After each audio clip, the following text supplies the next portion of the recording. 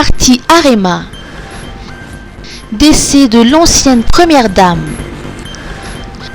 Le parti Arema est en deuil. Céline Velunza Ratirak, ancienne première dame de la République et épouse de l'ancien président Didier Ratirak, est décédée ce matin à l'hôpital militaire de Swavnagin à l'âge de 87 ans, selon des informations confirmées par ses proches.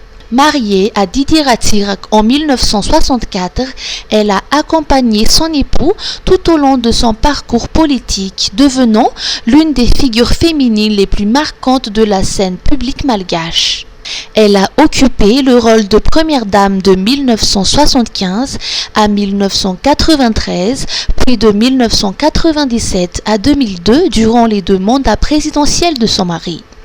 Engagée dans le domaine social, Céline Ratirak s'est notamment illustrée par son soutien à la création de crèches dans plusieurs localités du pays, témoignant d'un profond attachement aux causes en faveur de la petite enfance et des familles. Son décès marque la fin d'une époque pour l'histoire politique contemporaine de Madagascar. Canal C3. 84 familles à reloger en octobre. Le projet Produire entre dans sa phase finale en ce qui concerne le traitement de ses aspects sociaux, notamment les travaux de nettoyage et de réhabilitation du canal C3. Lors d'une récente présentation des avancées, le coordinateur du projet Rasoulouf Zon Naadz a annoncé que les opérations touchent à leur terme. Ces interventions incluent la collecte et l'évacuation des boues ainsi que la mise en place d'un site de stockage à Yarnariv Ambujachim capable d'accueillir jusqu'à 74 400 mètres cubes de boue sèche. Une infrastructure clé pour assurer une gestion durable des déchets issus du curage du canal. Parallèlement, le processus de relogement des 84 familles concernées par le projet est sur le point de débuter. À partir du mois d'octobre, elles seront transférées dans de nouveaux logements répondant aux standards de confort et de dignité. KMF Knoé pour des sénatoriales cette année. Le KMF Knoé, Fanabiyazana Ulpirenin, exige le respect strict de la Constitution et réclame la tenue des élections sénatoriales avant la fin du mandat des sénateurs actuels, comme l'a déjà annoncé la Commission électorale nationale indépendante au CENI. Lors d'une rencontre avec la presse hier, les membres de cette organisation de la société civile, dirigée par Robert Naméarson, ont exprimé leur position sur les élections à venir. Le KMF Knoé considère également qu'il est essentiel d'organiser les élections des maires et des conseillers dans les communes où des scrutins devront être refaits afin de compléter le nombre de grands électeurs. Félix Sarabekzan, vice-président de l'organisation, a précisé que seuls les élus font partie des grands électeurs et non les personnes nommées.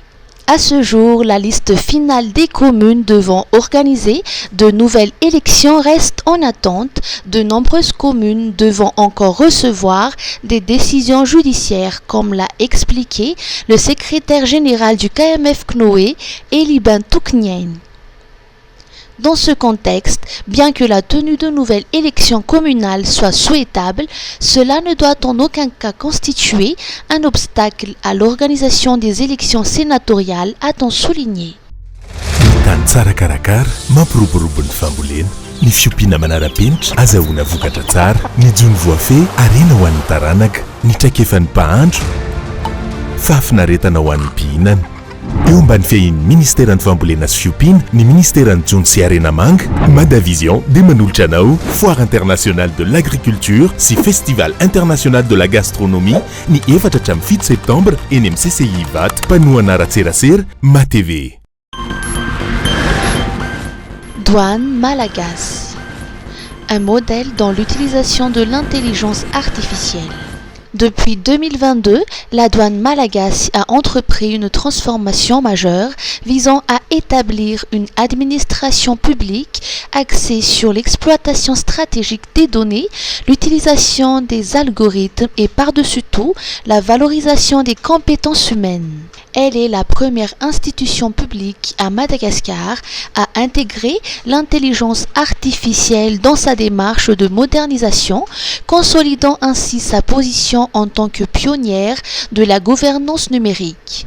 Dans ce cadre, la douane malagasy a organisé une conférence sur le thème « Souveraineté des données et intelligence artificielle, enjeux et perspectives » destinée aux universitaires, chercheurs, étudiants et professionnels du numérique à la faculté EGS de l'université d'Antananarivo.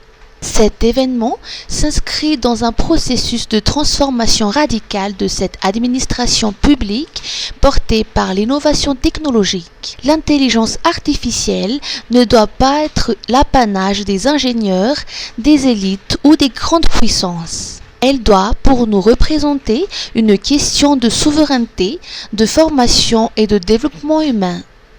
Il nous faut des compétences locales, des data scientists formés ici à Madagascar, des juristes et des éthiciens de numérique capables de réguler ces technologies ainsi que des enseignants et chercheurs qui par leurs critiques et leurs propositions accompagnent l'innovation, a précisé Laikana Zavan Ernest, directeur général de la douane, en marge de la conférence.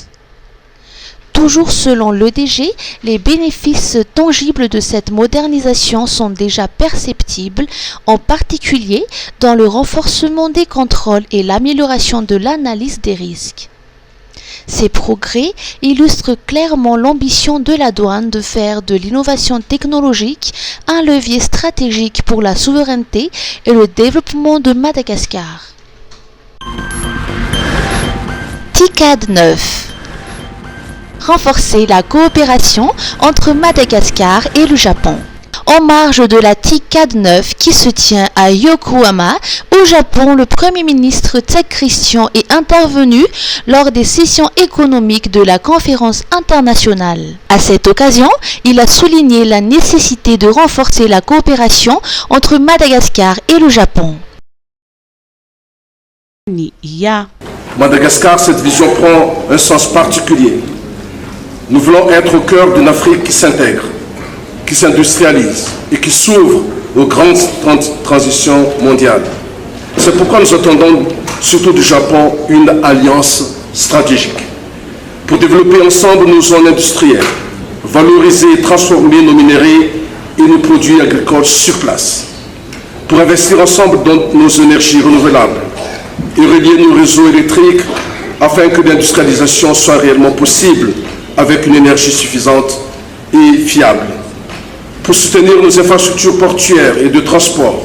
Le Premier ministre a également eu un entretien avec une délégation de Sumitomo Corporation, conduite par son président Shingo Ueno, afin de faire le point sur le projet Ambadvi à Tuamasin. Les deux parties ont reconnu l'importance économique et sociale de ce projet, tout en exprimant leur volonté commune de renforcer leur coopération pour en garantir la réussite et la durabilité. Dans la même dynamique, le Premier ministre Christian Tsai a également rencontré une délégation de parlementaires japonais menée par le député Ichiro Aizawa dans le cadre du renforcement du dialogue politique et de la coopération entre Madagascar et le Japon. Les échanges ont porté sur la consolidation des relations bilatérales, la promotion de projets économiques conjoints et les intérêts communs entre les deux nations. FJKM. Le pasteur Zak Njiamapian, nouveau président. Le pasteur Zak Njiamapian a été élu nouveau président de la FJKM pour un mandat de 4 ans à l'issue de l'élection qui s'est tenue hier soir à Fort-Dauphin. Il devient ainsi le 6e président de la FJKM, succédant au révérend docteur Iraku Njiamasu Ami. Son mandat sera notamment marqué par la célébration du 60e anniversaire de la FJKM en 2028.